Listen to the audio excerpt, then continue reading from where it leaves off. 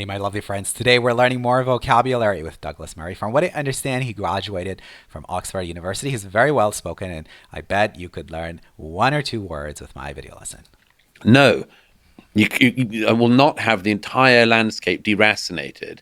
The first word of the lesson is deracinated, which means uprooted, removed completely from one's natural, geographical, social, cultural environment. So, what is he talking about? He is referring to ideas. He says that we cannot abandon fundamentally important ideas.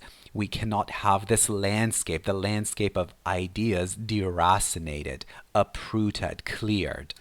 And then the worst ideas tried again. So basically destroy all of history and the lessons learned from history and then start from scratch, and then it's completely any idea can work, and then you could just take whatever. Well, and the thing is, there are always some people with pre-prepared ideas.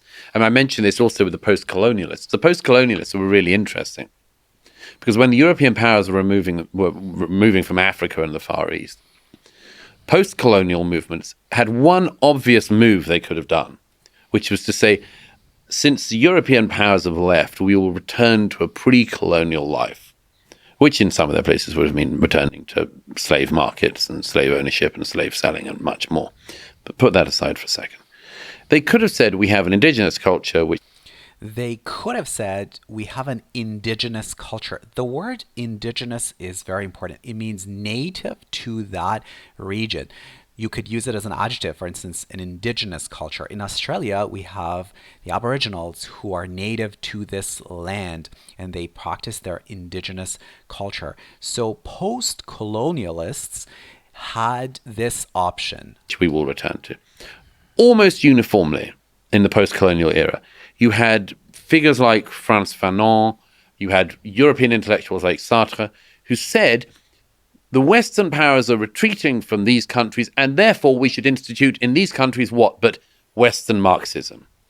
Okay, let's talk about the word retreat. Retreat means to go backwards or to withdraw. And you could use that in a figurative sense to go back to something that was practiced before, or literally. For instance, in war, you could say that an army retreats. It means it goes back, it kind of withdraws. Well, it's not obvious to me that like the bad ideas will be the ones that emerge, but it's more likely that the bad ideas would emerge in this kind of context when you erase history, when you erase tradition. When you erase history and you leave some ideas deliberately uninterrogated. Sure.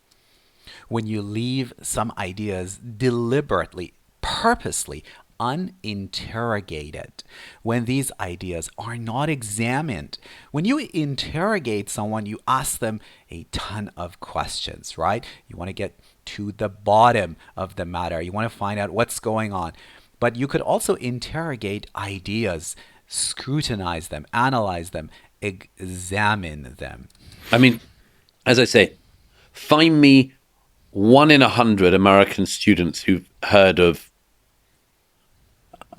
any of the communist despots of the 20th century.